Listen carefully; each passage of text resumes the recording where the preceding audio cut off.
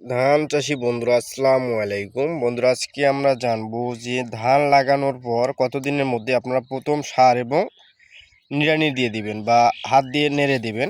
এতে করে আপনাদের ধানের কুচির সংখ্যা বৃদ্ধি পাবে এবং ধানের গাছগুলো দ্রুত কালো হয়ে আসবে এবং সারগুলো দ্রুত আপনার গাছের গোড়ায় লেগে যাবে।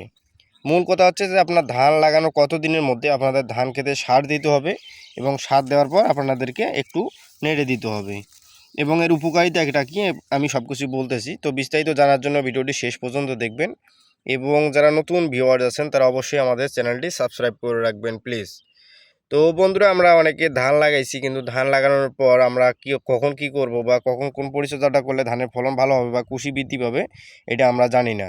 তো এখন কথা হচ্ছে যে ধান লাগানোর পর আমাদের কুশি বৃদ্ধির জন্য আমাদের প্রথম পর্যায়ে যে কাজটা সেটা হচ্ছে যে প্রথম পর্যায়ে সার প্রয়োগ এবং একটু নিড়ানি দেওয়া।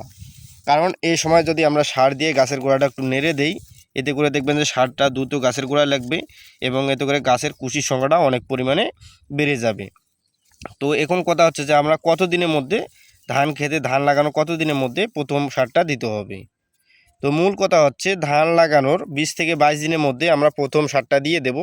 তো প্রথম সার দেওয়ার পর আমরা কি করব, সারটা দেওয়ার পর 2 থেকে 3 দিনের মধ্যে আমরা একটু গাছের চারদিকে নেড়ে দেওয়ার চেষ্টা করব, হাতে নিড়ানি দেওয়ার চেষ্টা করব। এতে করে আমাদের লাভটা হবে কি, জমিতে যে আগাছা থাকবে সেগুলো পরিষ্কার হবে এবং পাশাপাশি আমরা যে সারটা দিলাম সারটা দ্রুত গলে যাবে। গলে যাওয়ার পর দেখবেন যে গাছের গোড়ায় দ্রুত লেগে যাবে, দ্রুত গাছের শিকড়ে লাগবে এবং গাছগুলো দ্রুত কালো হয়ে আসবে এবং গাছের যে কুশির সংখ্যাটা, এই কুশির সংখ্যাটা খুব দ্রুত বৃদ্ধি পেতে থাকবে। তো আমরা কি করব, ধানের কুশি বৃদ্ধি করার জন্য আমরা কি করব, ধানের প্রথম লাগানোর পর প্রথম 20 থেকে 22 দিনের মধ্যে আমরা সার দিয়ে দেব। সার দিয়ে দেওয়ার পর আমরা হাত দিয়ে নেড়ে দেব। এতে করে আমাদের ধানের কুশির সংখ্যাটা অনেকটা বৃদ্ধি পাবে।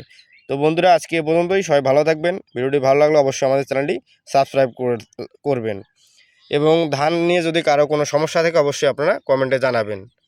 তো সবাই ভালো থাকবেন। আসসালামু আলাইকুম।